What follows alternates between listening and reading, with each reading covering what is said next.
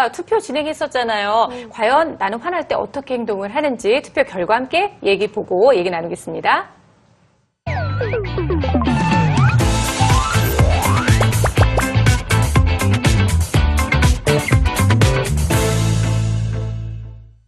자, 어떤 어머님들이 역시 소리를 지른다가 압도적으로 많았습니다. 네, 참고는 싶은데 참아지지 않다 보니까 체벌하기는 그렇고 자리를 피할 수도 없고 그러다 보니 소리를 지르는 경우가 가장 많이 나타났는데요.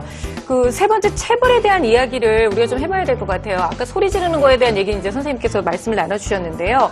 사실 저희가 뭐 아이들을 체벌하는 것은 절대로 안 된다라고 얘기를 하잖아요. 진짜 체벌에는 효과가 없는 건지 또 체벌을 하면 어떤 악영향이 있는 건지 저희가 또 영상을 준비해봤습니다. 함께 보시죠. 죄송합니다, 어머니. 제스가 흔히들 사랑의 매라는 말을 씁니다. 하지만 체벌, 정말 사랑의 매일까요? 2001년 한 국제아동 구호단체는 아이들이 누군가로부터 맞았던 경험을 어떻게 느꼈는지를 기록하게 했습니다. 상처받은 무서움, 겁이남, 외로움, 끔찍함. 아이들은 40개가 넘는 다양한 형용사를 쏟아냈지만 미안함을 느꼈다고 말한 아이는 없었습니다. 체벌이 교육적으로 별 효과가 없을 뿐 아니라 오히려 아이들에게 정서적 상처만 입힌다는 뜻인데요.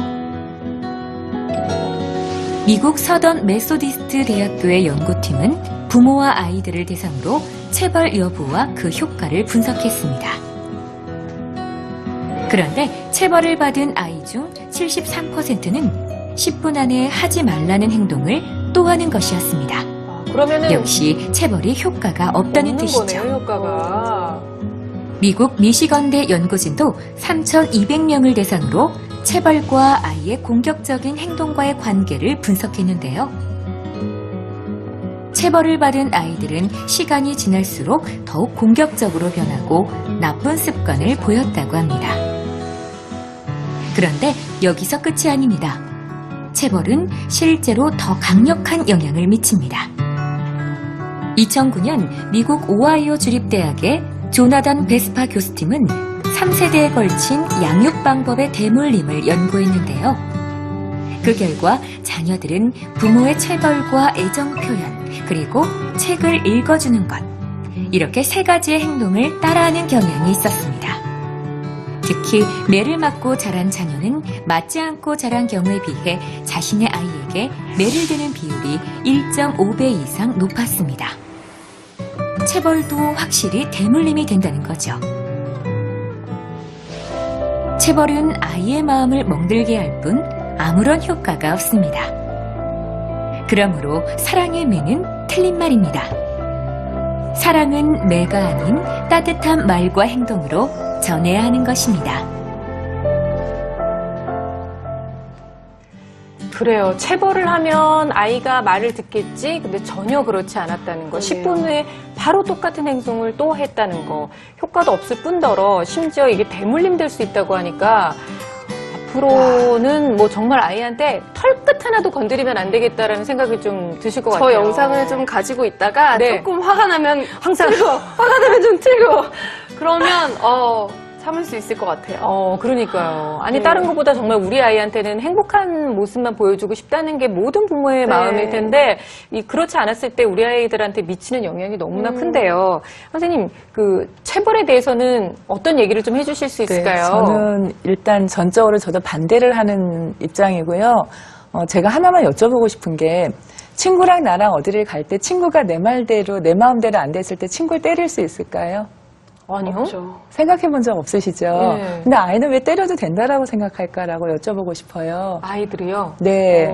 그러니까 나랑 뜻이 다른 친구를 때리지는 않아요. 근데 왜 아이는 나랑 뜻이 다를 때 엄마가 빨리 했으면 좋겠는데 얘가 빨리 하지 못했을 때 순간 때릴 수 있다라는 생각을 암암리하기도 하시잖아요. 네네. 그러니까 그런 것처럼 근데 더 두려운 거는 이 아이들이 체벌을 당할 때 방송에서도 보셨지만 엄마가 나를 사랑해서 때리는구나라고 생각하는 아이가 없다라는 거죠. 그렇죠. 우리 맨날 하는 게 너 잘 되라고 하는 거야 라고 얘기하지만 사실은 아이 입장에서는 이렇게 잘못해서 생각할 수 있는 맞는다고 거죠. 생각을 안 하는군요. 일단 아프고 그다음에 때리는 엄마가 두렵고 예, 그다음에 더 나아가서 생각할 거는 내가 맞았을 때 내 아이도 때릴 수 있고 심지어는 내가 뭔가 화가 날 때는 우리 엄마나 아빠가 나한테 했던 것처럼 나도 그 사람들을 때릴 수 있다라는 걸 배울 수도 있겠죠. 네. 그래서 우리가 왜 쉽게 아이 앞에선 냉수도 못 마신다라고 이야기하는 게 보고 배우는 거거든요. 근데 엄마가 화가 났을 때 나를 때리더라. 그럼 내가 화가 나면 어떻게 할까요? 나도 때릴 수 있다. 그렇죠. 이렇게 생각하겠죠. 근데 엄마는 나를 때리면서 아이한테는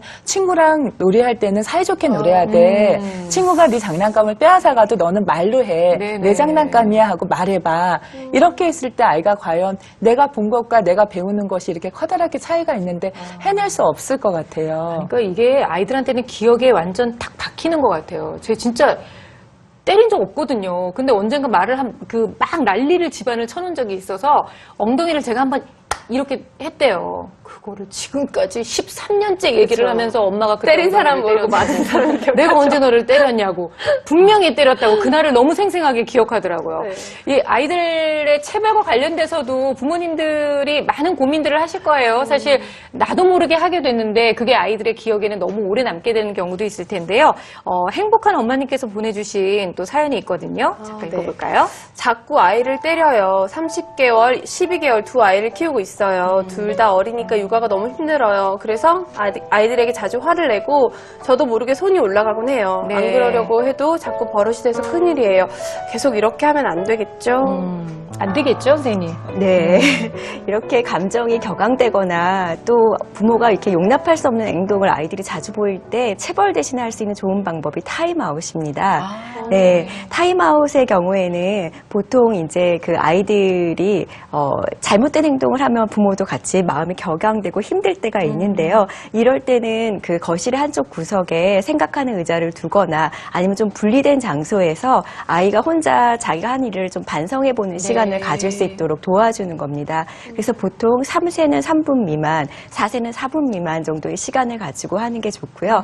이런 진정되는 시간들을 통해서 엄마도 화내는 걸 좀 누그러뜨릴 수도 있고 네, 아이도 마음을 진정시킬 수가 있어서 지나친 그런 감정 대립이나 네, 쓸데없는 힘겨루기를 조금 미뤄둘 수 있는 거죠. 네. 근데 생각하는 의자 할 때마다 꼭 3분 말씀하시면 어머님들 입장에서 3분을 안 앉아 있으면 그것 때문에 또 화나잖아요. 너 2분밖에 안 돼. 넌 엉덩이를 들썩거려 막 이러는데 그런 거에 너무 연연해 할 필요는 없는 거죠, 선생님? 네, 그러니까 아예 생각하는 의자를 좀 아이가 그 주의 집중을 할 수 있는, 그러니까 분산되지 않는 공간에 두는 게 좋고요. 그리고 사실 3분 이전에 너 어디 딴 데 봐, 이거 하지 마 이렇게 네. 얘기하는 거는 오히려 주의 집중을 하라고 얘기해 주는 거기 때문에 그때는 좀 무시하는 것이 필요합니다. 네. 그리고 3분이 끝나자마자 바로 가서 아이한테 3분 동안 잘 참아서 엄마가 참 칭찬해주고 싶다라고 바로 안아주고 칭찬해주는 행동도 필요하고요. 바로 그렇게 하면 우리 엄마 이상한 사람이구나. 3분 만에 사람이 바뀌었어. 이렇게 맞아. 생각하진 않겠죠, 선생님? 저는 네, 그게 항상 늘 그렇게 걱정이 생각하지는 됐었거든요. 않고요. 네, 그리고 사실 이렇게 체벌이라든가 타임아웃을 하는 그런 격앙된 행동까지 가지 않고 네. 좀 아이의 행동을 조절할 수 있는 좋은 방법이 코칭 질문입니다. 그래서 우리가 보통 아이들한테 어떤 행동을 하라고 자꾸 이렇게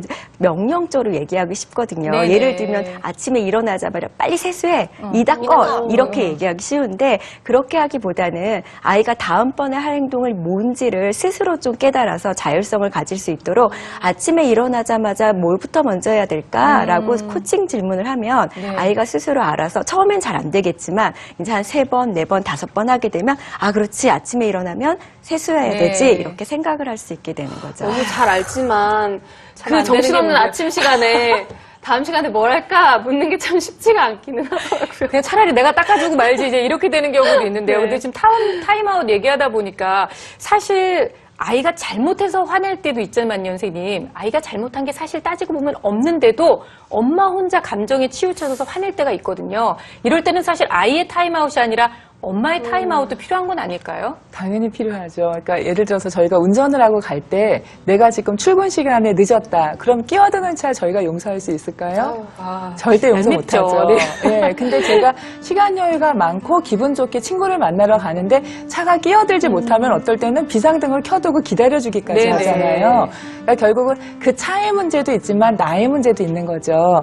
그래서 우리가 이야기했을 때 지금 이 어머님 같은 경우는 30개월, 12개월이에요. 시기예요. 30개월 아이는 아마 때를 많이 부리고 자기 생각이 강해지는 시기거든요. 네. 아마 큰아이한테 손이 많이 가실지 모르는데요. 조금은 아이랑 분리될 수 있는 그런 환경을 만들어주는 것도 좋으세요. 그러니까 아이를 뭐 어린이집이라던가 어떤 기관이라던가 이런 데서 아이는 아이대로 또래와의 경험을 할 수 있고 나는 나대로 아이와 분리된 상태에서 내가 조금 휴식을 취할 수 있는 것. 네. 그래서 아침 시간에 우리가 많은 얘기를 못 해주는 가장 중요한 이유는 시간이 없어서도 있지만 시간이 없을까봐 갖는 내 조급함도 있거든요. 네. 그래서 그렇죠, 일단 그렇죠. 내가 여유 있는 상황을 만들어줄 수 있는 방법을 좀 고민해 보시는 것들. 그런 것들을 이 행복한 마음에게 좀 말씀드리고 싶은데 네. 아까 말씀드린 것처럼 요 나이 또래 아이들하고 키우는 엄마들을 만나고 나면은 아 나만 이렇게 힘든 게 아니구나. 맞아요. 나만 소리 지르는 게 아니구나. 그러면서 위안을 삼으실 수도 있으니까요. 조금 어머님들도 이렇게 그 아이 또래 엄마들하고 좀 모임을 갖거나 만남을 갖는 건 정말 권해드리고 싶어요. 그럼 좀 너무 유치하게도 사실 자존심 싸움을 좀 하게 되잖아요. 애하고. 그래서 네. 애를 순간 넘어가면서 엉덩이를 탁 때렸다가 네. 내가 너무 잘못했다는 걸 알면서도 미안해 소리가 안 나오는데 아. 제가 한 번은 너무 화가 나서 엉덩이를 때렸다가 미안해 엄마가 너무 화가 나서 손이 그냥 나갔어 라고 하는데 그러면 도원이가 되는 뭐라 거예요. 그래요? 도원이의 반응이? 너무 속상한 표정을 짓고 있죠. 네. 그래서 제가 하고 나서도 때리고 나서 바로 미안하다는 말이 과연 더 미안하다라는 좋을까? 말을 하셨을 때 그 다음 말도 해주셔야 되세요. 도원이한테 도원이 네가 잘못했어. 네가 지금 이렇게 놀잇감을 던진 건 잘못했어. 근데 엄마도 참고 싶었는데 네 모습을 보니까 화가 나서 엄마가 너를 때렸어. 그건 미안해. 근데 너도 놀잇감을 던지면 안 되는 거였잖아. 네. 라고 이야기를 해주셔서 엄마만 잘못한 게 아니고 나도 잘못해서 엄마한테 미안한 일이 있다라는 걸 네네. 같이 알려주세요. 그렇게 되면 아이가 이제 엄마가 나한테 화를 낸 분풀이 대상으로 지금 화를 낸 게 아니구나라고 그렇죠. 생각을 하게 되고요. 또 엄마도 실수할 수 있는 사람이기 때문에 나도 또 실수할 수 있구나라고 스스로에 대해서 좀 너그러워질 수도 있습니다. 또 기왕이면 이제 오늘 방송 보시고 또 오늘 방송을 이제 보고 경험을 하고 나서 집에 가시면 한번 딱 참았다가 어쨌든 걔가 잘못한 걸 얘기해 줬을 때 난 잘못한 게 하나도 없고 뭔가 이 얘기를 했을 때 나의 그 유능한 느낌 그런 거를 또 찾아보시면 더 도움이 될 것 같아요. 네네. 지금 어머님들이 댓글을 통해서도 아이고 네 저도 방송 들으면서 오히려 마음의 위안을 받게 네. 됐어요라고 말씀하신 분도 계셨고요. 아까 우리 남 선생님께서 말씀하셨던 것 때문에 그러셨나 봐요. 어떤 분이 말끝에 물음표를 붙이니까 상당히 부드럽네요라고 얘기를 해주신 분도 계셨고 또 어떤 분이 아까 그 얘기 하셨거든요. 아이한테 그렇게 타임아웃을 줬는데 4분이 지나고 나니까 방에서 나오질 않았다. 타임아웃에서 중요한 것 중에 네. 하나는요. 시간이 너무 길어지면 아이가 안 돼요. 내가 왜 여기에 앉아있게 된 이유를 잊어먹고 그 다음부터는 자기 혼자 놀이를 시작을 하는 수가 딴짓하잖아요. 있어요. 네. 그래서 뭐 아까 나훈영 선생님께서 3세는 3분 미만, 4세는 4분 미만이라고 말씀을 하셨는데 그건 이제 원칙이고요. 또 아이들마다 조금 진행할 수 있는 시간의 길이가 다를 수 있어요. 순한 아이 같은 경우는 4분 아니라 10분이라도 가만히 앉아 있을 수 있고 에너지가 많은 아이는 2분 정도면은 이제 내 괴로움이 끝나는 아이도 있고요. 2분이겠네요. 이때 또 더 중요한 거는 앉혀놓은 상태에서 타임아웃 시킨 상태에서 어머니께서 계속 이야기를 하시면은 아이에게 오히려 그게 강화가 될 수도 있다라는 거죠. 아 진짜요. 타임아웃의 가장 중요한 포인트는 엄마와 내가 지금 분리된 상태로 엄마가 화가 났구나. 그래서 엄마가 화가 나서 나를 보려 하지도 않는구나. 내가 뭔가 생각을 해야 되는 거구나가 포인트예요. 그 자리를 피하는 게 더 좋은 그렇죠. 건가요? 그래서 엄마가 그 옆에서 아이가 네가 잘하고 있는지 없는지를 보는 것 자체는 타임아웃의 의미가 없을 수도 네네. 있어요. 그래서 아이가 완벽하게 격리되어 있지만 안전해야 되고 화내야 되고 엄마하고 소통은 되어야 될 수 있는 상태여야지만 타임아웃이 되니까 절대 뭐 화장실이라던가 어디 격리된 공간에 넣으시면 안 되시고요. 그때는 아이가 굉장히 두려워할 수 있습니다. 그건 아동 학대에 해당이 되고요.